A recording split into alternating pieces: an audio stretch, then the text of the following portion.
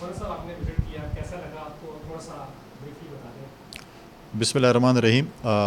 آج مجھے بڑی خوشی محسوس ہو رہی ہے کہ میں پہلی دفعہ یہاں پر ہمارے جو برادر ملک ہے یونائٹڈ ایمریٹس کے قونصل جنرل کے آفس میں آیا.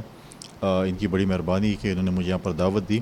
اور سب سے اہم بات جو آج خوشخبری بھی ہے اور پاکستان کی عوام اور خاص کر بزنس کمیونٹی کے لیے بہت ہی امپورٹنٹ چیز ہے کہ یہاں پر بزنس کمیونٹی کے لیے ایک اسپیشل سیکشن کھولا گیا جہاں پر ہماری بزنس کمیونٹی جو ہے وہ آ کر یو اے میں جو بزنس کمیونٹی ہے ان کے ساتھ میٹنگ بھی کر سکتی ہے.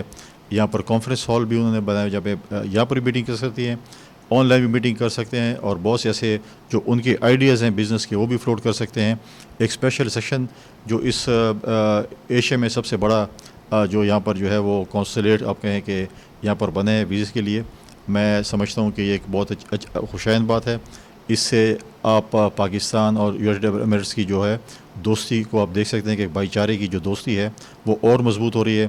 اور آج جو فیسلٹی جو کھل رہی ہے بزنس کمیونٹی کے لیے, میں سمجھتا ہوں کہ اس میں دونوں ممالک کے جو بزنس کمیونٹی ہے وہ اور نزدیک آئیں گے اور دونوں ملکوں میں بزنس پروموٹ ہوگا. اور ریسنٹلی اگر آپ نے دیکھا کہ ابھی اس وقت مائنس اینڈ منرلس کی جو کانفرنس ہوئی اسلام آباد میں اور ساتھ ساتھ اوورسیز کی کانفرنس ہوئی, تو مائنز منرلس کانفرنس کی سب سے زیادہ جو فوکس ہے وہ خیبر پختونخوا, بلوچستان اور گلگت بلتستان میں ہے. اور میں نے آج اپنے بھائی سے بات کی ہے کہ یہاں پر بزنس کمیونٹی کو جو ہے وہ خیبر پختونخوا کی طرف آنا چاہیے, وہاں پر بزنس کو فروغ ملے.